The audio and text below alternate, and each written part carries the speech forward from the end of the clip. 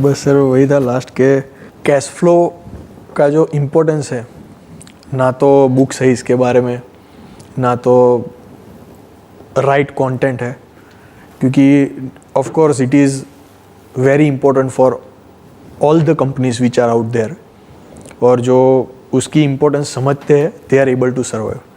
पर न्यू और first time entrepreneurs कैसे मैनेज कर सकते हैं मंथली कैश फ्लो? देखो, कैश फ्लो को मैनेज करना एक बिजनेस में सबसे ज़्यादा इंपॉर्टेंट है, क्योंकि अगर आपकी कंपनी प्रॉफिटेबल ही नहीं है तो ये सारी बातें जो मैंने अभी तक करी हैं सब बकवास है। As the owner of a business आपका दिमाग हमेशा ऐसे चलना चाहिए that the company must always be profitable right from day one. ये नहीं कि 2 साल बाद या 5 साल बाद। हाँ, कहीं से फंडिंग मिली हुई है तो बात अलग है, ये कोई है उसने $10 मिलियन आपको दे दिया है, $20 मिलियन, $100 मिलियन दे दिया है, अब उसको आप बर्न करते चले जा रहे हो, क्योंकि 1-2 साल आपके पास में है उसको बर्न करने के लिए, जब तक कि आप प्रॉफिटेबल होते हो। या हो सकता है 2-3 साल बाद कोई आकर के आपको बड़ा प्लेयर एक्वायर कर ले। बट अगर आप बात कर रहे हो एक बिजनेस को स्टार्ट करने की राइट फ्रॉम स्क्रैच, जब आपके पास में कोई इन्वेस्टर नहीं है, तो लोन लेना तो मेरे हिसाब से तो बहुत बड़ी बेवकूफ़ी है। लोन लेकर के कभी बिजनेस नहीं करना चाहिए। लोन कितने बुरी तरीके से एक बिजनेसमैन को फंसाता है वो वही समझ सकता है जो इस तरह से देख रहा है। जैसे अगर मैं अपनी बात करूं तो हमारी डेट फ्री कंपनी है, कोई लोन नहीं है, ना था ना है ना कभी होगा। अब इसके पीछे रीज़न क्या है, मैं क्यों कह रहा हूं, क्योंकि लोन अपने आप में एक ट्रैप होता है। लोन आप ले तो लेते हो, बट जब देने की बारी आती है तो लोन का इंटरेस्ट ही इतना हो जाता है कि जो प्रिंसिपल अमाउंट है वो वहीं का वहीं पड़ा रहता है, आप इंटरेस्ट उतारते रहते हो। फिर एक ऐसी स्टेज आ जाती है जब वो प्रिंसिपल भी बढ़ने लग जाता है। ये अपने आप में एक ट्रैप है बहुत बड़ा जी। तो इस ट्रैप में नहीं फंसना चाहिए जब तक कि आपकी कंपनी प्रॉफिटेबल ना हो।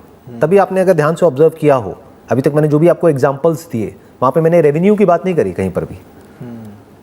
मैंने बात किसकी करी? प्रॉफिट की। प्रॉफिट। जैसे मैंने हनी का आपको एग्जांपल दिया तो वहाँ पर मैंने ये नहीं कहा कि इतने की आपकी सेल हो जाएगी। सेल से क्या होता है? बहुत लोग हैं उनकी सेल है मान लो 10 लाख की, 20 लाख की, बट लॉसेज में जा रहे हैं। तो your target must not be sale, target must be profitability, not down the line 3 years 4 years down the line, right from day one.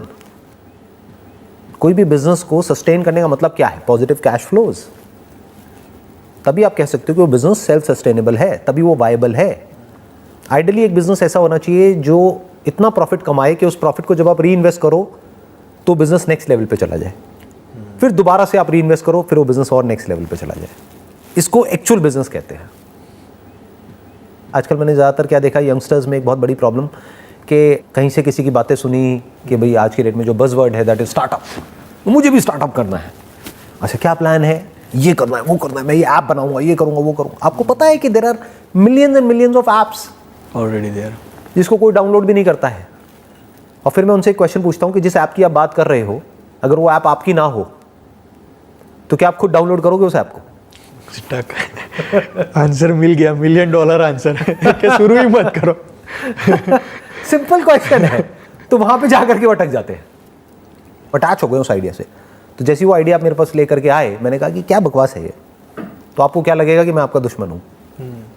मैं सिंपल से क्वेश्चंस पूछ रहा हूं आपसे कि भाई आप रेवेन्यू कैसे जनरेट करोगे, कोई क्यों आपको पैसे देगा उसके लिए, प्रॉफिट कहां से आएगा, कितना आएगा, जो खर्चा आपको करना है वो खर्चे के लिए पैसा कहां से आएगा। आप कह रहे हो इतना लगेगा, इतने में कैसे हो जाएगा? आप कह रहे हो 2 लाख में हो जाएगा, कैसे हो जाएगा? इसमें तो 10-20 लाख से कम में स्टार्टिंग ही नहीं हो पाएगी। चलो बन भी गया, उसको मार्केट कैसे करोगे? मार्केटिंग का बजट कहाँ है आपका? आप कह रहे हो मैंने ऐप बना ली, ठीक है बना ली, अब उसके बारे में लोगों को पता कैसे लगेगा? ऐप तो बन जाएगी मान लो 10 लाख रुपए में, जो 1 करोड़ रुपए मार्केट करने के लिए चाहिए वो कहाँ है? अच्छा, वो तो नहीं है, वो तो मैंने सोचा ही नहीं। तो क्या होगा? एक प्रोडक्ट तो बन जाएगा। बिल्कुल ऐसा है, आपने कोई प्रोडक्ट बना करके अपने घर में रख दिया है और कह रहे हो वो बिक नहीं रहा है। अरे भाई दिखेगा तभी तो बिकेगा। That is advertising, that is marketing. और लाइफ में जो प्रॉब्लम्स होती हैं, जैसे कि सर आपने कहा था कि जो डिजायर्स है उनको हम खत्म कर दें, उम्मीदों को खत्म कर दें, सारी प्रॉब्लम्स हमारी खत्म हो जाती हैं। ऐसा मैंने कब कहा कि अपने डिजायर्स को आप खत्म कर दो, उम्मीदों को खत्म कर दो, ना उम्मीद हो जाओ, डिप्रेशन में चले जाओ, एक अंधेरे कोने में जा करके दुबक करके बैठ जाओ? मैंने ऐसा कब कहा? और मैं कहां से आपको ऐसा कुछ करता हुआ नजर आ रहा हूं? मेरे से बड़ा यश आपने देखा नहीं होगा इस दुनिया में। डिजायर पूरे नहीं करोगे तो डिजायर से ऊपर कैसे उठोगे? शादी हो गई आपकी? नहीं, अरे यार शर्मा गए आप तो ये जो शादी का डिजायर है, जब तक ये डिजायर है या नहीं है? नो, डिजायर भी नहीं है, मतलब बिना शादी के गर्लफ्रेंड का डिजायर है? बोल दो यार। यस, गर्लफ्रेंड का है, शादी का नहीं है, राइट? या वो भी नहीं है, बॉयफ्रेंड का है? सच बोलो ना, मतलब सच बोलने में क्या टेंशन क्या हो रही है? सर सब डिजायर है ना? Yes sir. हाँ, गर्लफ्रेंड का डिजायर है, सर शादी का भी है। शादी का भी है, हाँ, ठीक। अब आए हम सच्चाई की तरफ बढ़ रहे हैं आगे। तो जब तक ये डिजायर पूरा नहीं होगा, क्या डिजायर से आप ग्रो कर पाओगे? नो। अगर ये डिजायर आपका कोई पूरा होने ही ना दे पूरी लाइफ के लिए, कि आपके घर वाले ही आपके अगेंस्ट हो जाए, नहीं शादी नहीं करने देंगे तेरे को, तो मरते दम तक ये डिजायर अंदर रह जाएगा। Yes sir. इसकी वजह से दुख होगा या नहीं होगा? सर आई मीन टू से कि डिजायर्स हैं हमारी, तो सर हम खुद ही अपनी डिजायर्स बनाते हैं और उनको हम अचीव नहीं कर पाते हैं, तो हम सैड हो जाते हैं। हमारे जीवन में प्रॉब्लम्स आती हैं। अगर हमें किसी से उम्मीद होती है, हमें उम्मीद नहीं पूरी हो पाती है, तो सर हम सैड हो जाते हैं। तो सर इन चीज़ों को कैसे मैनेज किया जाए? ऐसी उम्मीद बनाओ ही मत, ऐसे डिजायर्स क्रिएट करो ही मत जो आपको पता है कि नहीं अचीव होने वाले हैं। यहाँ बहुत बड़ी प्रॉब्लम है। हम ऐसी जगह पे उम्मीद लगा रहे हैं। अगर आप ऐसी जगह पर उम्मीद लगा रहे हो जहां पे ऑलमोस्ट 100% हो कि वो पूरा होगा ही होगा, तब ना तो आपको करने में कोई डाउट आएगा। जैसे आप जब घर से यहाँ पर आ रहे थे, आपकी उम्मीद कितने % थी कि यहाँ पहुंच पाओगे? सर 100%। 100% थी। क्यों?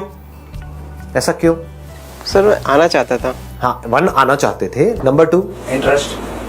हाँ, interest is also there, but जब आप आ रहे थे तो डाउट कितना % था कि मैं पहुंच पाऊंगा या नहीं पहुंच पाऊंगा? Sir there was no doubt. There was no doubt. तो आपको बिल्कुल श्योरिटी थी कि मैं यहां से यहां तक पहुंच ही जाऊंगा। Yes sir. पहुंच गए। अब उस डिजायर का भी कोई काम नहीं है, पहुंच गए। अब डिजायर का क्या करोगे? बात एक मिनट ध्यान से समझना। डिजायर कंक्लूड हो गया। डिजायर जब पड़ा रह जाता है, हमारे अनफुलफिल्ड डिजायर होते हैं, वो हमको तंग करते हैं।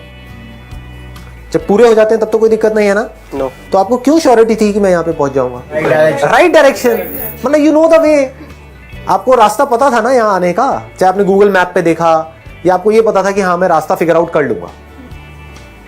आज पता है क्या है मजेदार बात, लेकिन अगेन इसको समझने के लिए कॉमन सेंस चाहिए, कोई बहुत इंटेलिजेंस नहीं चाहिए। जो भी आप करना चाहते हो, जो भी आपके डिजायर्स हैं, उन डिजायर्स को पूरा करने के लिए जो भी आपको करना है, डिजायर्स को पूरा करने के लिए कोई काम करना पड़ेगा। उस काम में सक्सेसफुल होने के लिए जो बेस्ट पॉसिबल स्ट्रैटेजी होनी चाहिए, या जिस भी तरह से उसमें सक्सेसफुल हो सकते हैं, उसको मैप बोल सकते हैं एक तरीके से, वो ऑलरेडी है। बस हमारा दिमाग उस मैप की तरफ नहीं है। We never try to figure out the map.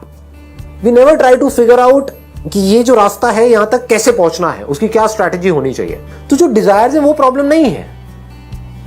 ऐसे डिजायर्स जिसका आपको पता ही नहीं है कि मैं क्या करूं, कैसे करूं, कॉन्फिडेंस ही नहीं है, फिर भी आप उसको पूरा करने की कोशिश कर रहे हो, वहां पे प्रॉब्लम है। इफ यू अंडरस्टैंड कि कैसे उन डिजायर्स को पूरा किया जाता है, तो जर्नी मजेदार बन जाती है। जैसे आप वहां से यहां तक आ रहे थे, तो जर्नी में भी मजा आया कि वहां पहुंचने वाला हूं पॉइंट, क्योंकि श्योरिटी थी अंदर से, ये था कि नहीं मैं पहुंच जाऊंगा, कैसे भी करके मैं पहुंच जाऊंगा वहां पे। ये क्लियर हो रहा है ना? डिजायर प्रॉब्लम नहीं है, क्योंकि डिजायर पूरा होने से क्या होता है, आपके डिजायर है क्या ultimately? One is desire for survival, which is a need, which is not a desire. Need for survival in this materialistic world, जहां पे बिना पैसे के काम नहीं चलने वाला। तो आपकी नीड है पैसा, डिजायर नहीं है। इस गलतफहमी में मत आ जाना कि ये कोई डिजायर है, कि पैसे का डिजायर मेरे अंदर क्यों है। ये नीड है जी। ये नहीं होगा तो फंस जाओगे बुरे तरीके से, 4 दिन निकालने में मुश्किल हो जाएंगे। So all I am saying is, desires problem नहीं है, बट डिजायर्स ऐसे होने चाहिए इस पॉइंट पे आपकी लाइफ में जो आपको श्योरिटी है कि मैं क्रैक कर लूंगा। तो अब ये कब आता है? जब आप छोटे छोटे स्टेप्स उठाते हो। ज्यादा बड़े पंगे लोगे तो ऐसी श्योरिटी कभी नहीं आएगी। यहां पे आपको क्या करना होगा, वो लोग जो सक्सेसफुल हुए हैं उनकी लाइफ को आपको ढंग से स्टडी करना होगा, देखना होगा वो क्या करते हैं, कैसे करते हैं। जो भी कोई बड़ा बना है किसी भी फील्ड में, कैसे भी, वो छोटे छोटे सही सही काम कर करके बना है। छोटे छोटे सक्सेस अचीव करते चले जाओ और फिर आगे बढ़ते चले जाओ, यानी कि धीरे धीरे वो सक्सेस बड़ी होती चली जाएगी।